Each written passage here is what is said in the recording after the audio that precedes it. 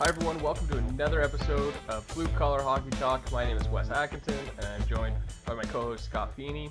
We got lots of stuff to go over today. It was the last game for the Maple Leafs before the trade deadline. We have a lot to talk about when it comes to the trade deadline. The Vancouver Canucks, we got some news about what's going to happen to them, hopefully for the rest of the season. Nylander, trades. We're going to go over the crazy Ottawa game. How are you doing today, Scott? I'm doing great, man.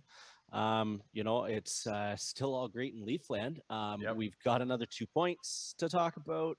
We've got a trade deadline coming up, and I can't help but think that the Leafs have just said, hey, Dubas, if you're ever going to actually bet on us, it's right now. Mm-hmm. And I love it, bud. I love it. All right, well, before we get into Leaf Talk, I think this is the biggest news, is the Vancouver Canucks, man. So Saturday, the NHL announced that pending the test results, the Vancouver Canucks are going to reopen their facilities on Sunday, April 11th, hopefully returning to play on April 16th versus Edmonton. 8 games have been postponed, and in a 56-game season, that's a pretty big chunk. So their season isn't going to end until May 16th, and because of that, the North Division playoffs could actually start later than all the other divisional playoffs. I'm surprised that they didn't just cancel out some games for them, to be honest with you. Mm-hmm. That's just me. I think that the Canucks, they've got a contractual obligation, I guess, to play 56 games, and maybe their sponsors are saying, you know what, we're already down to 56 games. Yeah. So it could just come down to the fact that they need to keep making sure that they don't really upset the sponsors. I think it's just dollars and cents on that one. I don't know. I think it's weird if they're going to have the other division actually, or the other divisions playing their playoff games if we still got something going on. That'll feel weird. I guess, though, in all fairness, it doesn't matter. Yeah, I guess so. I took a look at their modified schedule, and what I noticed is their last 2 games, it's a back-to-back against Calgary. And I wonder if they're gonna pull like a baseball move here and just be like, look, those games are meaningless, and we can actually cancel those ones outright. Because I think this has a lot to do with how Vancouver comes out of the gate. Because if they look bad and they look exhausted and tired and lagging, that's bad for the NHL to have a team like that playing. I feel for them. The Vancouver Canucks had a rough season going on as it is. Mm-hmm. If anybody was on the hot seat at all, if anybody was having anything based on anything, I think that in all fairness, it's all just kind of put on hold. Well, I don't think it's going to be quality hockey. I don't think playing 56 games was the right choice, but whatever. It is what it is. I'm glad that they're playing, man. I'm glad that they're back to the ice. I'm glad that they're feeling healthy enough to get there, and hopefully everything's kind of smoothing out there. Mm-hmm, mm-hmm. And that's it too, right? Like I really hope that they can just get over it and everyone can be healthy because they have some good players and you want to see them play the season out. And there are guys too that are playing for jobs for next year, so they want to play. And we can't overlook that either about when we say cancel games, whatever, because these guys are playing for their jobs. We'll see how it goes. Mm-hmm. I mean, we got more COVID stuff with Willie Nylander, Willie Styles. Yep. I don't know. He's going to be out until what, April 16th? Another 3 games we're going to be without him. At least. Yeah. I mean, we're winning. It's fine, but I just hope that he's cool and good to go, because I like the feel that Willie was getting on there. He was hitting a really nice stride. And when he catches on a good stride, I just like it to keep going, man. Yeah. So hopefully that's okay. Hopefully that doesn't last any longer than it needs to, and he's good. Yeah, I definitely think, you know what, there's never a good timing for something like this to happen, but man, at least the Leafs are like getting some distance and leading the division, so it is what it is. Maybe some rest will do him some good and he can keep on going, and it gives some other guys a chance to play really well on the Leafs as well. Barabanov has been up and he's been pretty good, I think, the past 2 games. Quality 8 minutes, you know what I mean? Like, it's quality. He's the only player that's sitting around the same ice time as Joe Thornton, which I guess we'll talk a little bit more about that stuff when we're talking about the Leafs games. But I feel like they're resting him for the playoffs. But whatever. Yeah. Maybe not. Maybe he's just playing like garbage, and that's all he's able to get on ice time. Maybe a bit of both. Maybe. But how about we just jump right into this game, because there's only one game between our last show and today. 6-5 win over the Ottawa Senators, man. Jack Campbell. It wasn't his best game, but he got the job done, man. That was amazing. 11-0 to start a season. The best. Like, he holds an NHL record. It's crazy to think that a Maple Leaf holds an NHL record for once. Oh, man. And it's crazy to think that Jack Campbell, Yeah. who has been just waiting for his, or just putting in his time, keeping an unbelievable attitude throughout. I mean, like a lot of people could have gotten a little bit soured, maybe thought, where's my chance? He literally, and it's quite clear, he's showing it. He's 11-0 and playing great hockey. I know it's 6-5. He owes the guys, like you said, a Red Lobster dinner. But, you know, how amazing must that feel? You're 29. You've just got in. You've got your shot, and not only are you running with it, you hold an 11-0 record, which has never been done to start a season before in the history of the NHL. Yeah. And it's amazing, man. The league's been around for 100 plus years, and he's done something no one else has done. I get that it's a weird season, but it is an official NHL season, so the record is officially his. Besides Campbell, man, what'd you think of Matthews and Marner? Both had 4-point nights. Matthews got his first hat trick of the season. He looks great, man. His wrist is back to normal or even better, man. Listen, when you talk benchmarks and like you try to say like you hold something to the highest of account, you can honest to goodness say, and not just because this is blue collar hockey talk, Leaf Nation. This is legit. It's McDavid and Draisaitl, and you've got Marner and Matthews. Like they're the benchmarks. They're the best duos in hockey. They're unbelievable, man. And to see Matthews go out and pot his third hat trick, you know, that was pretty neat. And to think he's only got 3 hat tricks, I was starting to think, is this guy going to win the Maurice Richard Trophy here, the Rocket Richard? Is he going to win this trophy without a hattie? Because I don't think that's ever been done. But I didn't stat check that. But I'd be hard pressed to think it has. Awesome, Marner, Matthews. Like, look at the chemistry those two have. Like, think about the drop pass. Didn't look. And then they, like, if you really want to punch it home, how about the no look behind the back high five as the celebration? Like, these boys are just on a different level.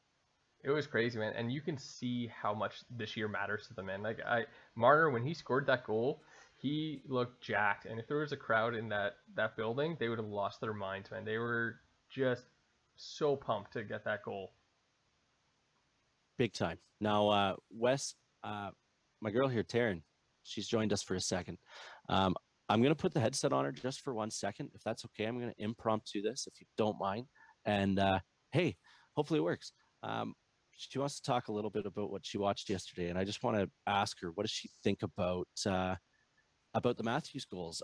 She only gets to see the first period, so she doesn't get to see the whole game. So maybe just what are kids thinking about in Leafland? Do you mind if I do that here? No. Go ahead.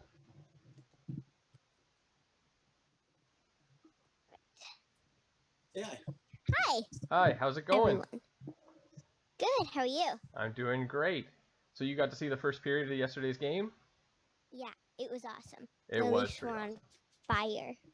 They are. And so who's your favorite Leaf? Mitch Marner. I like him. Mitch Marner? That's a good call. I like him too. But what about Matthews? What do you think of him getting those 2 goals in the first period? You saw them. That was exciting, man. It was. I was jumping up and down. Like, I was in the middle of a conversation, and then all of a sudden he was like, yes! And just started jumping up and down. That's great. I think it was awesome. What do you think of the goalie, Jack Campbell? I think that he is doing really good, and that he should, I don't know what I was going to say, but he is my favorite goalie so far right now, too. Oh, that's good. So if your dad was going to get you a jersey, whose name would you get on the back of it? Mitch Marner. Mitch Marner? That's great. Here, want to put your dad back on? I'll try to convince him into getting you a jersey. Good. Thanks, Derek. All right, buddy. Well, so you got to get her a Marner jersey, apparently. I guess that's what I'm going to be looking for, is a Mitch Marner jersey. Yeah, that was pretty clear. Yeah. Don't have to make a wonder about that one. No. There you go. A birthday gift or a Christmas gift. Yep, you've got it. The other thing about that game last night, man, I was also happy for former Leaf Connor Brown. He set a scoring record for the Senators. 7 games in a row, he got a goal. I loved it too. To be fair, I like feeling passion in hockey. And I felt that passion in when he scored it. Like when he got that goal, like he was jacked, man. Like seriously jacked. Like these guys aren't just out there mailing it in. Hmm. You know, they're out there giving the Leafs fits, and Connor Brown looked great. Um, I liked him as a Leaf a lot. You Oh, so know, did I. it it was just at the time it was just it was just how the circumstances were. It was the lineup that we had and the pieces that we had to offer to deal from a place of strength. You know, Connor Brown, he's got that passion and that fire. Yeah. Wouldn't he look great in a Leaf uniform again? He would, man. He absolutely would, and I think he's not going anywhere, man. He's going to be in Ottawa. I'm surprised there's not an A on his jersey. It'd be awesome if the Leafs could get him back, but with the cap being kind of what it is, he's not coming back. Speaking of the cap, let's talk about some trades. The Leafs actually made a trade. They got Riley Nash for the Blue Jackets for a 7th-round pick. And to me, the reason why they did that was just to buy some cap space, man. Like Riley Nash, he's going to be out until at least the playoffs. So what do you think the Leafs are going to do with this newfound cap space? Well, they've got that and Andersen's newfound cap Mm-hmm. space, right? You're right. Like we went from being a team that were sitting against the cap with a little money to use at the trade deadline, wondering it's got to be money out, money in, you know. And the whole time I didn't want to talk about it a whole lot of money out, money in, because Dubas is a genius somehow. Him and him and his boys, man, they figure ways out. We got like over $5 million now going into this trade deadline, and you've got teams like the San Jose Sharks that have openly said and have shown that they'll do it. They're willing to take on money just so that like you compensate them with a pick or a prospect, you know. And I know I say it like it's nothing, but this is a year that you need to use those pieces, those prospects, those trade picks. They're going to have just as much, if not way more value right now moving them, if we can cash in on this year.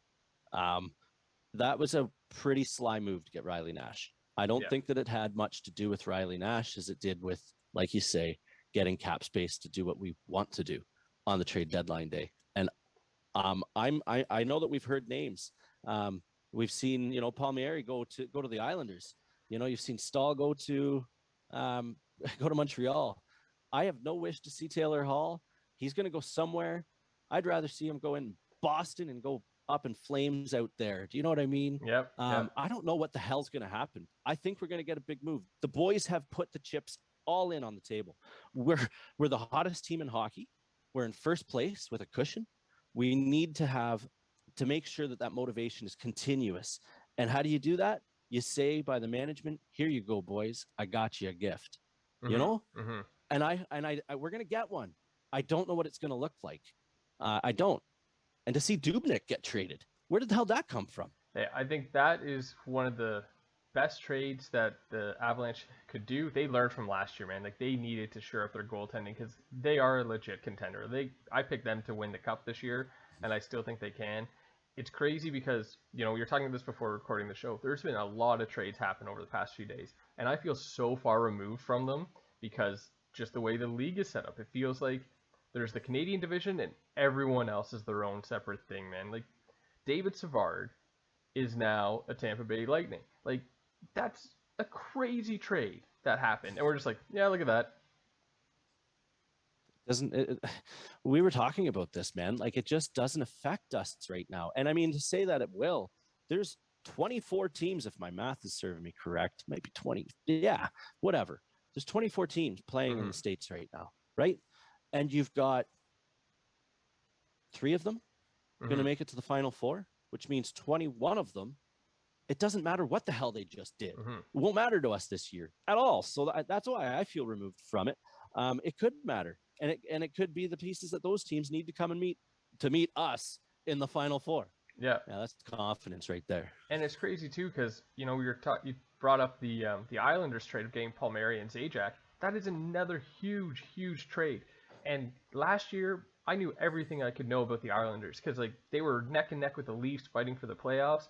But this year, I'm just like, yeah, they're a good team. Their record seems to be good. Haven't given them a second of thought. And I wonder what it's going to be like, say, next year when things are back to normal, of kind of jumping back in. And it's kind of going to be like becoming a fan all over again. It is. It's going to be, and I've said that a bunch too. I said it in some of our earlier podcasts anyway. It's just like this year's a one-off, and it's going to it really throws things off. It's going to take serious, great thinking because as much as you want to just be all in this year, which we are, it's hard to make it relate to next year, which Mm-hmm. doesn't matter right now. Mm-hmm. It does matter then, but it doesn't matter now. There's a great hockey season going on, right? And I don't know what the hell's going to happen, man. Like, we're going to see something out of left field. Dubas is pulling something out of left field, man. All right, so with this cap space, I have a name to throw out for you. What if they made a trade with the St. Louis Blues and picked up Mike Hoffman? He's a $4 million cap hit, so they can fit him. He hasn't had the best season, but man, he played a lot in Ottawa, so he knows how to play against Montreal, for example. And if we're gonna face Montreal in the first round of the playoffs, what do you think about that pickup? I don't like it, if I'm to be honest. Don't And like I've got it. my own reason. A hockey guy on the ice, great player. I feel like I mean it when I say it, and I really do have front in my head is chemistry and character, Mm-hmm. and I think about why he left Ottawa. That big old scandal of the Uber driver video. I agree Yep. that it was just guys locker talk should never have gotten out, but it clearly was a vibe and a message that he was willing to share with other teammates and to spread that chemistry and that character and that vibe.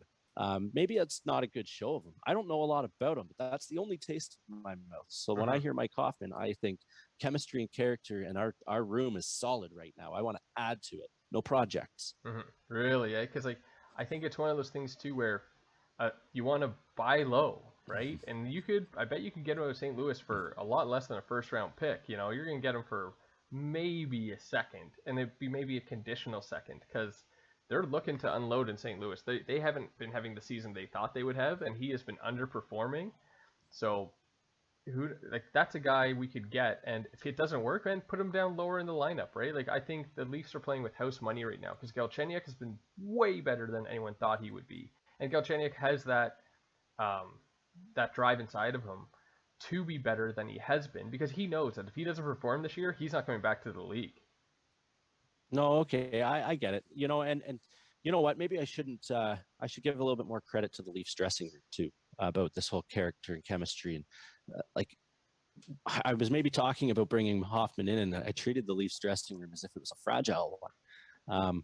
We've got solid leadership in place, and that's why Spezza and Thornton, the 8 minutes that he's got on the ice, I don't care if Thornton's only playing 8 minutes of a time on the ice. Um, I truly believe that what is in that dressing room is what's spurring wins out of this team. Mm-hmm. And if you ever, they might be one of the strongest ones in the league, but again, I'm pretty removed from the rest of the league, but it's the strongest I've seen the Toronto Maple Leafs dressing room be in years. Maybe they could take something like that on. They're doing great with Galchenyuk. Mm-hmm. Yeah. What about see? This is the thing. When you have a winning team, it's like everything's going well. The dressing room is fine. All that stuff is fine. We really don't know. We're not in there. The other guy that you mentioned before we started recording, Nick Foligno, man, he's 5.5 million on the cap, so we'd have to get Columbus to eat a little bit more of that money. But how do you think he would do, man? Another left winger. I guess I did say him before the show. I said a winger. Do you think that he could play at center? Like, who would play at center if he came? What would a line look like? Because I had names in my head where I'm sitting here thinking, if you had him and Hyman and Mikheyev put out onto the ice, Mm-hmm. you'd have the best shutdown line in hockey to go along with the most dynamic top line in hockey. To be sandwiched in between is your Tavares and Nylander line. It would really create serious depth, man. I think. And Yeah. leadership and character and all of that stuff. I would love it. It would be interesting to see what he would do because I think he would create a different look on the power play. Because like talking about him being on power play 2, where you have someone standing in front of the net and just jamming it in. Could you imagine Spezza just throwing it towards the net and you have a guy like Foligno standing there waiting for a rebound? That'd be hard to beat. No, that would be hard to beat. And you know what, Wes? It's at the point now where this trade deadline, you really do need to make it the focus now. Mm-hmm. Do you not? Like your last 34 power plays, Toronto. Yep. We are down 3-1. Yeah. We're losing 3-1. We've let in 3 shorties and only scored 1 in the last 34. There's no denying it. Special teams wins playoff rounds, okay? Mm-hmm. And that does matter in round 1. So I am willing to talk about hardcore the thought that we need to do something to get that clicking.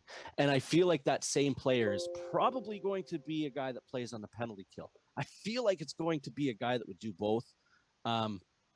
Worst case scenario, get a penalty kill specialist, but our power play needs to have that focus. Not a top 6 forward, not a whatever. Like, look at where your hole is. When you're watching a power play, where's the puck not coming from? Why, because we've got some pretty goals. That passing play for Matthews to score his second goal, that was 5-on-5. Yeah. Yeah. And we can't do that when they're missing a player on the ice. Mind blowing. It is mind blowing. I think, you know what, man, it's paralysis by overanalysis. Like, you think of these teams, they've played each other so many times this year. Like, there's nothing new that the Leafs are doing that these guys haven't pre-scouted. And it's mind blowing to think, because the Leafs have so much skill, they should be able to run so many plays on their power play.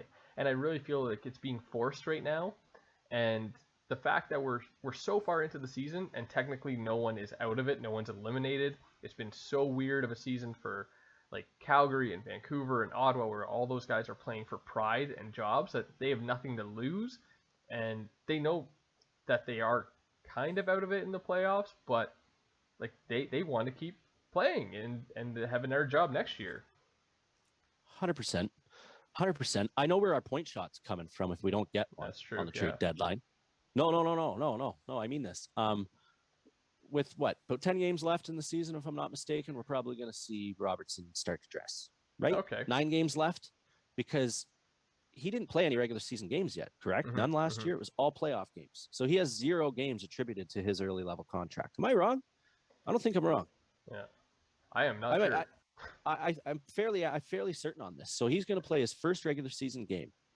9 games left, meaning that he'll play all 9 games, and he'll still enter next year on year 1 of his entry level contract. First game being, it'll kick through, right? So anyway, I think it's been prorated for the season. I think you can only he only needs to play like 8 or something. Well, that's how many he's going to play. Yeah, he's going to play the minimum. Yeah. And when he plays that, you're going to see his shot, man. He has a heavy shot. Put him on the point. Have him as your second D man almost. Put him on the point and let him just rip it. Have Simmons standing in front of that net, and blocking the hell, and Tavares standing in front of that net, and just rip it. You want a different look, and have Marner and Matthews floating on the outsides? How do you stop that? I didn't even mention Nylander or Hyman or Spezza. Yeah. Spezza needs to be mentioned in everything right now, because his goals on per time on the ice has to be up there in the top of the league. You would think. One other thing I wanted to mention before we move on a bit about the trade deadline is we're talking about how Freddie might not play the rest of the season. Excuse me, and that's how they're going to get this extra cap space. If he's not ready until playoffs, do you really want to go into the playoffs with Jack Campbell, who hasn't played in a playoff game, Freddie backing up, and he always starts slowly, and then have Hutch being the third goalie? Or how about this? Jonathan Bernier from Detroit, and another goalie that could be available, Big Save Dave from Calgary, man. Those guys are both UFAs at the end of the season. And if you're Calgary, I would want Dave Rittich if I were that. I've gone with John. I've seen Jonathan Bernier. I don't need to hear what Leaf Nation would sound like there, and I don't think that would be whatever. I like Dave Rittich. I would go with that. I think that's a solid pickup on that. With Andersen, I'm really starting to wonder, man, about what's going on there. It doesn't feel like a lower body injury as much as it did before. And hearing some of the comments that Keefe's making, like, what's his progress like? And he's going to be getting back when Freddie feels like he's ready to be back. Like, there's something more going on here. I don't know how much he's really enjoying what the hell's going on in Toronto right now, because it's not even so much that he's lost the net. He was struggling. I think that Freddie Andersen might be struggling up here a little bit. Yeah, I think his time in Toronto is done one way or the other, man. They can go all the way, and I still think he's not coming back. I think this has turned into something suspicious and something that, clearly Keefe is fed up with, and he just won't say that. And it's too bad because Andersen, until this year, he's been steady Freddie, right? Like, we've gotten to the playoffs every year he's played. Like, his stats month to month are one thing, but overall, man, he's come as advertised. He's been a legit number one goalie for the Leafs this whole time, and it just seems to be ending on a bit of a sour note, which is too bad for him. Sure it is. Unfortunately, things like that do happen. Think about how the time ended with Felix Potvin, man. Like, he ended with Curtis Joseph getting brought into town while he was there. Yep. There's no ifs, ands, or buts what was taking place then, right? Jack Campbell's playing lights out. I hope that Freddie Andersen figures out whatever's going on. I don't feel comfortable with having Andersen be on the bench even, because if he's struggling, can you imagine the pressure that he'd feel if Campbell went down? And then he knows everything's on me now. And that's it. If you're not ready for that, this is the year that the Leafs need to go hard. Yep. So I'm not asking for a goalie trade. I'm not really. I'm just not comfortable. I know. I said that. I'm not asking for a goalie trade, but I'm not comfortable with the goalies. Like, that's I love Campbell there, and I almost feel like Hutchison would have a solid case on the bench, but at the same time, I don't know. I don't want to spend a lot of this cap space unless you can get Dave Rittich or somebody at a decent. Hell, you know what? You could probably bring in a goalie and not affect that cap space a whole hell of a lot, can you? But I think this is the thing. I think the Leafs have plan A, B, C, D, E, F, G. And somewhere along those plans, they have a goalie in there, I would think. They'd be dumb not to. Because the way it's going, like, you can't go into the playoffs with Hutchison being your backup goalie, especially with Campbell, as good as he is. He's played 11 games this season, man. He hasn't been a number one. He's been out and injured and whatever. Like, he just hasn't been consistent until the past week. So we can't really rely on him, right? And the Leafs are one of the best teams we've seen in decades in Toronto. So would it be that bad to give, especially a team like Calgary, if we traded for Big Save Dave, gave them like a second round pick or whatever, or a prospect, that doesn't affect us next year either, right? They're in another conference, so it's not like it's gonna come back and bite us. Yeah, no, you're 100% right. You're 100% right. We'll see some moves, man. We got an interesting next couple of days coming up. The next show should be pretty filled with what the hell we did. Yeah, I think the next show we're going to go over every single move made in the North Division, and we'll go. We'll see how many there really are, because there might not be any. And with Vancouver, like, circling back to them, how many people are going to want to trade for guys from that team? No, right? That's okay. They should have been a seller, and they might not be able to sell anyone. You're right. No, I don't see much happening there. All right, well, that's enough of trade talk, and we will, like I said, go over all the trades next show. But how about this day in hockey history, man? 1989, Ron Hextall became the first goalie in NHL history to score a playoff goal. With the Philadelphia Flyers shorthanded, Hextall shoots the puck the length of the ice into an empty net with 1:02 remaining, wrapping up an 8-5 win against the Washington Capitals. Man, he was an awesome goalie. I remember watching him play when I was a kid. He was a walking highlight reel, man. Yeah. Like, he was the toughest SOB on that ice pad, man. Like honestly, who are you gonna stick after him? Yeah. Like, the only guy that I saw rock him was Felix Potvin, and he was a pretty cool goalie, Ron Hextall. I think the only goalie that kind of was a modern version of him was Ray Emery at his prime, man. Just a guy that short fuse would throw down with anyone, and he was a character in net. Yeah, sure was. Yeah, he was. I remember him as a kid too. Like, I mean, when I picture a Philadelphia Flyer, it's Ron Hextall or Eric Lindros comes into my brain. Like for early 90s, like, definitely. That's really cool. I mean, Ron Hextall's the guy that made it so the goalies on street hockey games continuously fire the ball across the entire court. Yeah, you're absolutely right.